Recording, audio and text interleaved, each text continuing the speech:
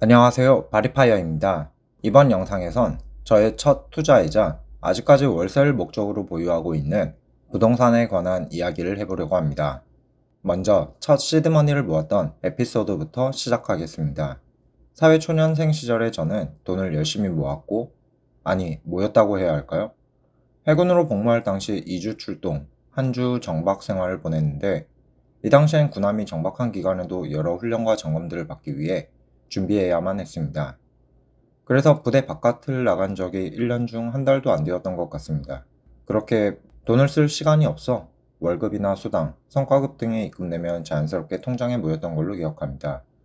또 하루 중 대부분을 부대에서 보내다 보니 체력적으로도 한계였고 정신적으로도 거진 한계에 가까운 상황이라 경제나 투자에 대해선 생각도 못하고 지냈던 것 같습니다. 그래도 현금으로 가지고 있기는 아쉽다고 생각했고, 부대 내 은행 지점에서 손쉽게 가입할 수 있는 적금만 3개를 돌렸고, 오로지 적금으로만 3에서 4년 정도 걸려 첫 번째 1억을 모을 수 있었습니다.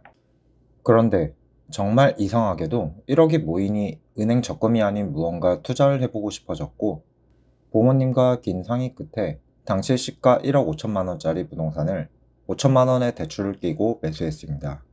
지금 생각해보면 첫 시드머니를 모으고 투자에 대해 아무것도 모르면서 바로 부동산을 구매하다니 20대의 저는 약간 무모하면서도 실행력 하나는 대단했었구나 싶습니다. 그렇게 저는 첫 등기를 마치고 매달 월세를 60만 원씩 받을 수 있었는데 이 돈을 쓰지 않고 모두 은행에 원리금을 갚는 데 사용했습니다. 1년에 720만 원.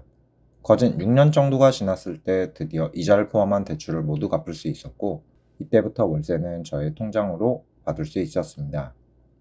그렇게 생긴 첫 금융소득은 전역 후 공기업을 준비하던 저에게 충분한 생활비가 돼주었고 열심히 모았던 돈이 만들어준 현금 흐름에 꽤 만족할 수 있었습니다.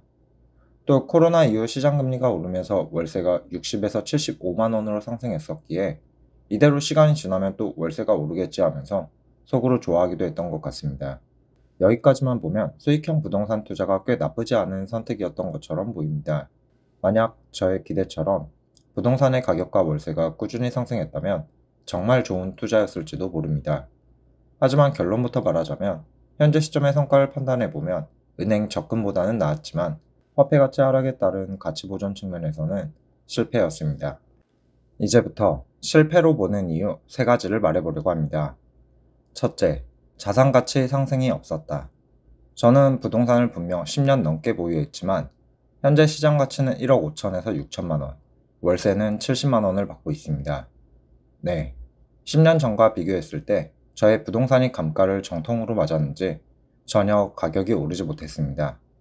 아, 잠깐 상승했던 시기도 있었는데 21년도에 전국적으로 부동산 상승장이 있었던 당시 1억 8천만 원까지 올라갔었고 이 당시에 저는 그동안 오르지 못했던 게 한 번에 반영되는 건가 싶어 그저 잘 기다렸다고 생각했는데 거품이 꺼지면서 1년도 못 버티고 다시 상승 전 가격으로 돌아왔습니다.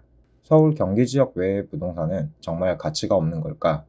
그저 제가 잘못 투자한 거라 생각할 수도 있지만 한국 부동산 통계 수치를 보면 최근 10년간 수도권을 제외한 부동산 상승률은 물가 상승률보다 대부분 낮았고 22년 이후 계속된 하락 추세가 이어지고 있음을 볼 수 있습니다. 즉, 객관적으로 봐도 최근 10년간 부동산을 통해 큰 수익을 보기 어려웠다는 것입니다.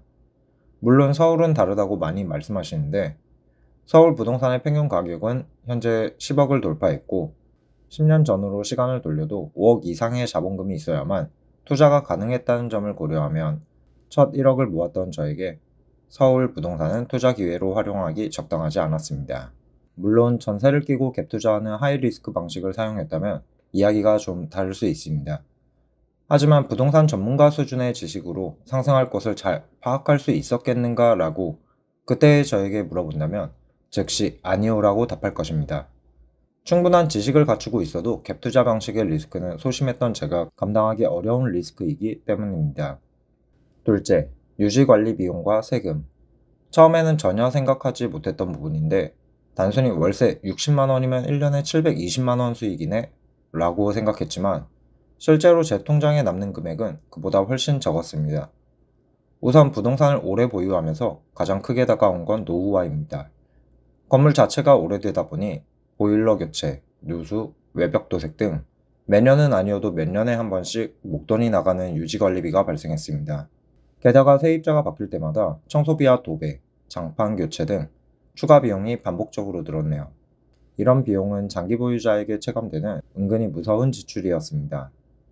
또 보유세와 임대소득세도 무시할 수 없는데, 처음에는 임대소득세가 면제 대상이었지만 세법 개정 이후 연간 2천만 원 이하의 소액 임대도 분리과세로 과세 대상이 되며 결국 월세 수입 중 일부가 세금으로 빠져나가게 됐습니다.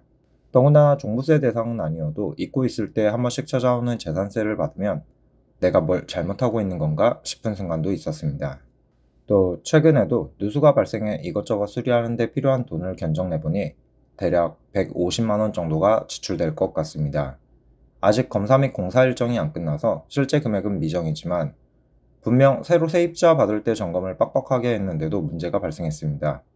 저로서는 정말 예상치 못한 지출이고, 덕분에 이번 달 알바비로 여름휴가를 가볼까 고민하다가 그냥 연결해서 2달 정도 더 알바를 하고 겨울방학을 가기로 계획을 수정 중입니다.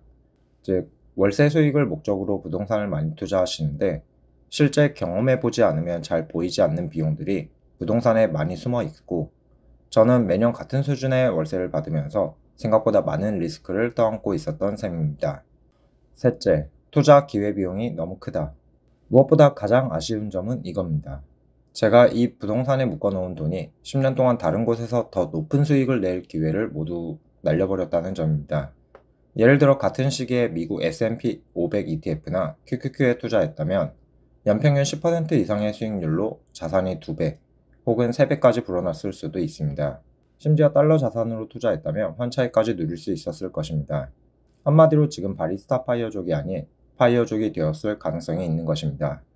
물론 집을 사지 않고 스파이나 QQQ를 매수했을 때와 비교하는 건 결과론적 분석이 될 수 있어 제가 보유한 리츠, 리얼티 인컴과도 비교해봤습니다. 다음의 표를 보면 부동산 월세 수입이 더 나은 것 같지만 각종 세금과 관리에 들어간 비용을 고려하면 실질 현금 흐름은 리얼티 인컴이 더 좋다는 것을 알 수 있습니다. 게다가 세입자를 찾는 수고와 집을 온전하게 유지하기 위해 들어가는 스트레스까지 고려하면 리얼티 인컴이 압도적 우위를 점할 것입니다.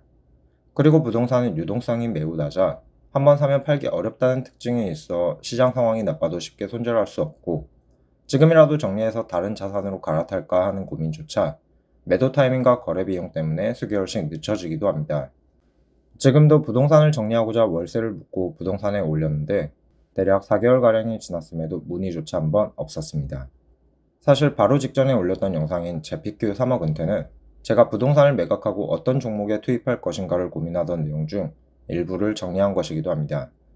부동산에 올린 매물은 언제쯤 팔릴지 알 수 없지만 만약 매도가 된다면 별도의 주식 계좌를 열어 제피큐, 제피 반반 투자하고 배당금의 절반은 생활비로 인출, 절반은 투자에 활용하려는 생각을 가지고 여러 가지 조합을 고민하고 있었거든요.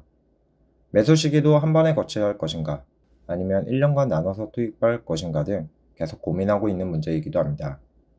이런 세 가지 특징을 종합해보면 부동산은 실거주 목적이라면 몰라도 순수한 투자 관점에서는 생각보다 비효율적이라는 걸 절감할 수밖에 없었습니다. 그래서인지 성공적이지 못한 투자라 생각하고 있어 지금까지 부동산을 가지고 있다 정도만 언급하고 그와 관련된 내용을 저희 채널에서는 거의 말하지 않고 있었습니다. 혹여 말하더라도 부동산 투자에 다소 부정적인 어조로 말했던 것으로 기억합니다. 여기까지 저의 첫 투자였던 부동산에 관한 에피소드와 왜 실패였다고 생각하는지를 나눠봤습니다. 혹시 비슷한 경험이 있거나 부동산 혹은 금융자산 중 고민하고 계신다면 여러분의 생각도 댓글로 남겨주시면 좋겠습니다. 그럼 영상 끝까지 시청해 주셔서 감사합니다. 구독과 좋아요는 더 좋은 영상으로 보답하겠습니다. 감사합니다.